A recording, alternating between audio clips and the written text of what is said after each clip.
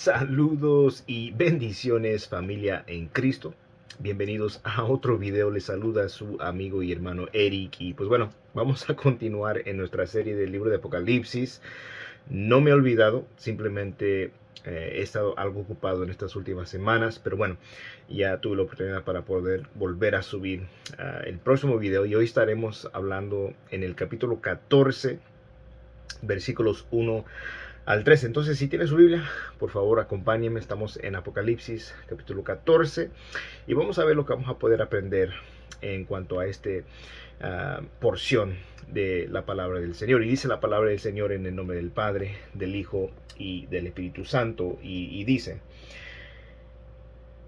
Miré y he aquí que el Cordero estaba de pie sobre el monte Sión, y con él 144,000 que tenían el nombre de él y el nombre de su Padre escrito en la frente. Estos son los mismos 144,000 sellados que estuvimos viendo en el capítulo 7. Ellos son identificados como un grupo de judíos que ministraron o que van a estar ministrando durante la gran tribulación, y se les da de parte de Dios un sello de protección en medio de este periodo. Ahora, ya que ellos están sobre el monte de Sión con el Cordero, esto nos da una indicación que ellos han salido victoriosamente de la gran tribulación. Hay algunos comentaristas que van a decir, bueno, Sión se está refiriendo en el sentido espiritual, o en el sentido en referencia al cielo, y por lo tanto significa que ellos han sido martirizados. Pero no concuerda con el contexto, ya que Dios mismo puso sobre ellos un sello de protección, y cuando Dios tiene su protección sobre de nosotros, no hay manera ni enemigo que pueda, ¿verdad?, sobrepasar eso. Entonces, más probable, aquí nos está mostrando lo que es algo después de la tribulación. Ellos han salido victoriosamente, y la bestia, ¿verdad?, del capítulo 13, que ha salido furiosamente para atacar a todos los que se contrapongan en contra de él, no pudo derrotar a estos 144,000, y aquí están triunfantes, adorando y estando firmes con Jesús. Versículo 2 y 3 dice: Y oí una voz del cielo, como el estruendo de muchas aguas, y como el sonido de un gran trueno, y la voz que oí era como el sonido de arpistas tocando sus arpas, y cantaban un cántico nuevo delante del trono, y delante de los cuatro seres vivientes y de los ancianos, y nadie podía aprender el cántico, sino los 144,000 que habían sido rescatados de la tierra. Ahora, Juan escuchó un coro majestuoso en el cielo, como el estruendo de muchas aguas, como el sonido de un gran trueno, ¿me entiendes? Y aquí los 144,000 tienen sus pies firmes puestos en el monte de Sión. Y una cosa que nos llama la atención es que las alabanzas que ellos están dirigiendo van directamente a la presencia del Señor. Cuando nosotros estamos en nuestras reuniones alabando al Señor, esas son alabanzas que nosotros aquí podemos, bueno, nomás entre la iglesia que está cantando lo escucha, o aquellos que están viendo las transmisiones en vivo lo están escuchando, pero estas alabanzas llegan al trono del Señor, llegan a la presencia de Dios cuando nosotros adoramos al Señor en espíritu y en verdad. Entonces, en nuestra alabanza y adoración, en realidad nosotros podemos ser escuchados en los lugares celestiales cuando honramos al Señor en cántico. Verso 4 dice: Estos son los que no se han contaminado con mujeres, pues son castos. Estos son los que siguen al Cordero a donde quiera que va. Estos han sido rescatados de entre los hombres como primicias para Dios y para el Cordero. Verso 5: Y en su boca no fue hallado engaño, están sin mancha. Ahora, aquí están descritos como vírgenes, los que no se contaminaron con mujeres y se habían guardado de la terrible idolatría e inmoralidad durante este periodo de la gran tribulación. Y nos dice que han seguido al Cordero en una devoción incondicional, con una obediencia firme. Y si nosotros consideramos el término vírgenes, nos da una imagen de pureza en general. Esto refuerza la identificación de los 144,000 con Israel, porque Israel en muchas referencias en la palabra del Señor es conocida o frecuentemente se le considera la Virgen o la hija de Sión, según de Reyes 19:21 o Isaías 37, verso 22. También es conocida como la Virgen hija de Sión en Lamentaciones 2:13, o como la Virgen de Israel en Jeremías 18:13, en Amós 5:2. Entonces hay múltiples referencias que representan a Israel como una virgen. Entonces estos cristianos redimidos siguen al Cordero por donde quiera que Él va. Aquí el Cordero es el pastor. Jesús dice que Él es el buen pastor y las ovejas siguen su voz. Los evangelios nos relatan cómo Jesús llamaba a los hombres a seguirlo. Cuando llamó a los discípulos, les dijo, ven, sígueme. Y le siguieron a Él. Y a otras personas más que creyeron en Jesús, siguieron detrás de Jesús, ¿verdad? Cuando Él les decía, síguenme, ven, síguenme. Pero esto es más que un término geográfico, ¿verdad? Seguir a Cristo es imitarlo. Seguir a Cristo es vivir como Él vivió. Se nos ordena, ¿verdad?, a caminar en las pisadas de Jesús, a imitar a Jesús. No somos llamados a imitar a personas de renombre, a personas de gran influencia, a personas de gran plataformas, de evangelistas o de personas de títulos. Somos llamados a seguir a Jesús. Y todo aquel que es siervo del Señor, todo aquel que es ministro del Señor, tiene que hacer lo mismo que Juan el Bautista, apuntar a Cristo. No a nosotros, no a nuestro ministerio, no a nosotros mismos, no a nuestros dones, no a nuestros talentos. Tenemos que apuntar al Cordero, apuntar a aquel que pueda, ¿verdad?, que quita el pecado del mundo, aquel que ha dado su vida en rescate para todo aquel que en Él crea, no se pierda, mas tenga vida eterna. Entonces seguir a Jesús es a la vez un privilegio glorioso y un desafío, ¿verdad? En los medios de los tiempos en los cuales nosotros vivimos. Pareciera, diríamos, bueno, esto parece imposible. Bueno, humanamente sí lo es, pero con la ayuda del Señor, con el Espíritu Santo que mora en nosotros, nosotros podemos, en la gracia del Señor, sobresalir sobre cualquier desafío que venga o que se nos presente. Versículos 6 y 7 dice, y vi volar en medio del cielo a otro ángel que tenía un evangelio eterno para anunciarlo a los que moran en la tierra y a toda nación, tribu, lengua y pueblo, diciendo a gran voz, temed a Dios, dadle gloria, porque la hora de su juicio ha llegado, adorar al que hizo el cielo y la tierra, el mar y las fuentes de las aguas. Ahora aquí se nos está diciendo que un ángel está predicando el evangelio, pero también está anunciando juicio. No solo está proclamando el evangelio, está anunciando el juicio que está por venir, porque la hora del juicio ha llegado.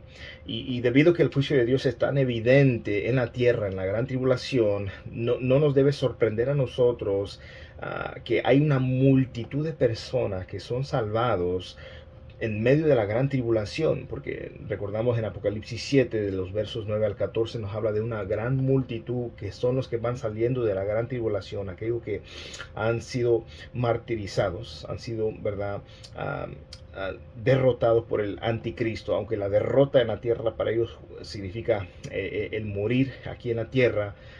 En realidad ellos llegan a la victoria en el sentido de que ellos están o van directamente a la presencia del Señor. Entonces no nos debe sorprender el hecho de que habrá multitudes, personas, una gran multitud de personas siendo alcanzadas aún durante la gran tribulación. El ángel que volaba por medio del cielo con el evangelio eterno,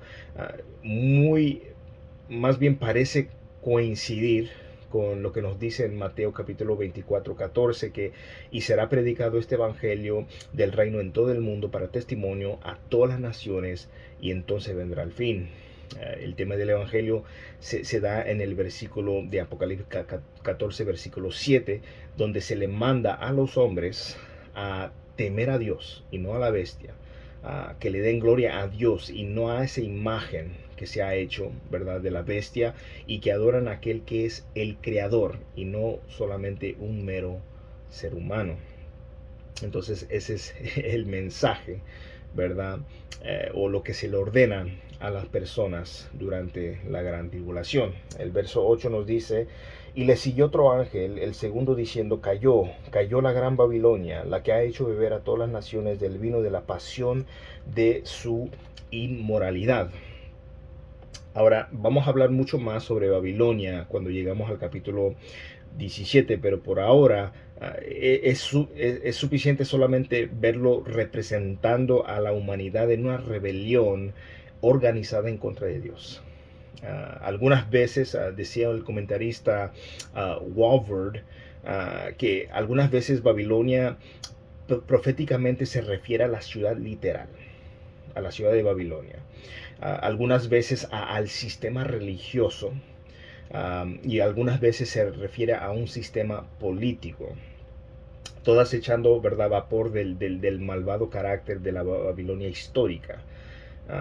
Entonces eso fue algo muy interesante, ¿verdad?, para mí, porque a veces se pregunta, bueno, ¿está literalmente hablando de una ciudad? En ocasiones sí lo está. En otras ocasiones está hablando en cuanto al sistema del mundo, en el cual durante la gran tribulación será el sistema del anticristo, a la cual se está refiriendo: cayó, ha sido derrotada la gran Babilonia, porque ha hecho beber de todas las naciones del vino del furor de su fornicación. Y cuando se nos dice que Babilonia ha conducido a todas las naciones hacia la fornicación, la idea principal es de una fornicación espiritual, de la adoración de otros dioses, lo cual Dios ha establecido claramente como algo que no es aceptable. No te harás imágenes delante de mí, no adorarás ninguna otra cosa, tanto en el cielo como en la tierra, como debajo de la tierra o en el mar.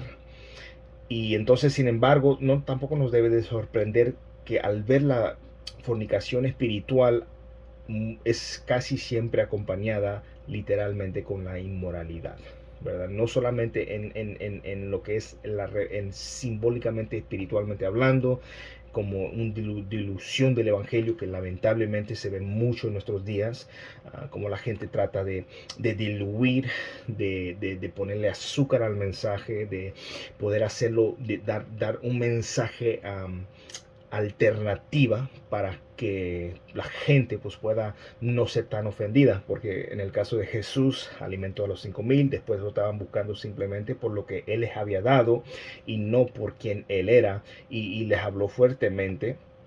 Y Pedro dice: mira, ya se están yendo muchos. Y el Señor le dijo claramente: mira, también quieres añadir a la lista y acompañarlos también, te quieres ir también.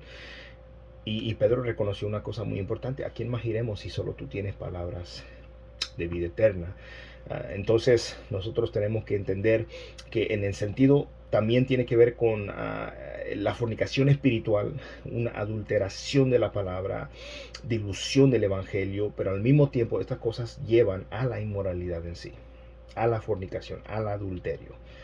Y dice, continuando el versículo 9: entonces lo siguió otro ángel, el tercero, diciendo a gran voz: si alguno adora a la bestia y a su imagen, y recibe una marca en su frente o en su mano, él también beberá del vino del furor de Dios, que está preparado puro en el cáliz de su ira, y será atormentado con fuego y azufre delante de los santos ángeles y en la presencia del Cordero. Entonces esto nos recuerda que hay una conexión entre el adorar a la bestia y a su imagen y el recibir la marca de la bestia en la mano o en la frente. Ahí está la conexión. Adorar a la bestia está conectado con recibir la marca. Entonces nadie va a poder tomar por casualidad o por accidente la marca. Por ejemplo, cuando estaba saliendo mucho de la vacuna, que puede ser la marca de la bestia, etcétera, etcétera. Bueno, la marca de la bestia no va a ser algo escondido, no va a ser algo oculto, no va a ser algo engañoso. Va a ser claro: mira, esta es la marca de la bestia, muestra tu lealtad a la bestia. Así como la iglesia primitiva, cuando en Roma el César decidió ser adorado como Dios, y tenían una imagen del César, y tenían que poner un pinchón, un pellizcazo de incienso, ¿verdad? Quemarlo y decir: César es mi Kyrios, César es mi Señor. Y alguna gente lo miraba así como una tarea civil, como una responsabilidad civil, ¿verdad? Pero los cristianos reconocían, mira, el único Señor nuestro no es César, no adoramos a César. Nuestro Kyrios es nuestro Señor Jesucristo y a nadie más, ¿verdad? Y muchos de ellos fueron llevados al martirio por pararse firme y no dar adoración al César. Él exigía adoración. Él no estaba diciendo, mira, yo quiero que cumplan con una obligación civil. Lo tildaban de obligación civil, pero en realidad era una adoración al César. Igualmente esto va a ocurrir y va a pasar durante la gran tribulación, donde aquellos que se ponen la marca de la bestia van a adorar a la bestia, van a dar su lealtad a la bestia. La idea es que Dios tiene la copa de la ira y Él es el que hace que aquellos que están bajo su juicio beban de esa copa. Esa expresión se ve como 13 veces en las escrituras. Algunos ejemplos puede ser el Salmo 75 verso 8, Jeremías 25 verso 15, si lo gustas leer y ver como referencia en cuanto al juicio de Dios que va a ser derramado sobre los malos, y ellos van a beberlo no por voluntariamente, sino a fuerza. Y esta es la idea detrás de la copa que Jesús quería evitar si fuera posible cuando estaba en Getsemaní. Si hay otra manera, pero no se haga mi voluntad, sino sea hecha tu voluntad. Jesús voluntariamente tomó la copa de la ira del Padre, la cual nosotros merecíamos. Aquí los enemigos de Jesús no tienen elección. La copa es forzada sobre ellos. Versículo 11 dice, y el humo de su tormento asciende por los siglos de los siglos, y no tienen reposo ni de día ni de noche los que adoran a la bestia y a su imagen, y cualquiera que reciba la marca de su nombre. Ahora, Jesús dijo que el infierno es el fuego eterno. Si alguien habló más del infierno, fue Jesús mismo. Entonces hoy en día lamentablemente hay iglesias, lugares evangélicas que están diciendo, mira, eso del infierno nomás es algo simbólico, no es literal, no es real. Bueno, Jesús mismo dijo que era un lugar real, un lugar verdadero, un lugar preparado para Satanás y sus ángeles y todos aquellos que sigan detrás del engaño de Satanás. Entonces él mismo dijo que era un fuego eterno, lo describió como un lugar donde el fuego nunca será apagado. Marcos 9:43, fuego eterno, Mateo 18, verso 8. Y en el juicio Jesús le va a decir a sus enemigos, apártense de mí, malditos, al fuego eterno preparado para el diablo y sus ángeles, en Mateo 25:41. Entonces, de modo que los que niegan la existencia de Dios hablan en contra de las sagradas escrituras, niegan que el infierno sea real. Los que afirman que el infierno es aniquilación, donde, bueno, ya no hay nada, no hay sufrimiento, nada, todo queda, deja de existir. Y no un castigo eterno, pasan por alto las palabras que Juan recoge del mismo ángel, del tercer ángel, aquí en el versículo 11, 10, del 9 al 11, el humo de su tormento sube por los siglos de los siglos. Está hablando aquí no de algo simbólico, no de algo alegórico, está hablando literalmente de un lugar de fuego. Los fuegos del infierno que causan tanto tormento serán inextinguibles. No se podrá apagar, nunca se apagará. Entonces mira lo que dice el versículo 12. Aquí está la perseverancia de los santos que guardan los mandamientos de Dios y de la fe en Jesús. Y este es un respaldo bíblico de la doctrina de la perseverancia de los santos, que asegura que todos los creyentes verdaderos en Cristo nunca perderán su fe. No porque somos lo suficientemente fuertes, no, sino porque la palabra misma nos dice, para los que aman a Dios, nada nos podrá separar de su amor. Es más, en Juan 10 nos habla acerca de que si estamos en las manos del Padre, nadie nos podrá arrebatar de ahí. ¿Verdad? Que en Judas nos habla que Él nos guardará de la caída. Él nos guardará de caer para siempre. Bueno, resbalamos, tropezamos en este caminar, pero la gracia de Dios nos vuelve a levantar. Entonces, esto es algo que nosotros reconocemos, y los regenerados van a resistir de principio en fin en obediencia a la verdad. No van a a comprometer la verdad, no van a resistir y darse hacia las mentiras. No, ellos van a resistir firmemente en obediencia a la verdad sin importar qué pueda arremeter en su contra. Y ya finalmente el versículo 13. Yo oí una voz del cielo que decía, escribe, bienaventurados los muertos que de aquí en adelante mueren en el Señor.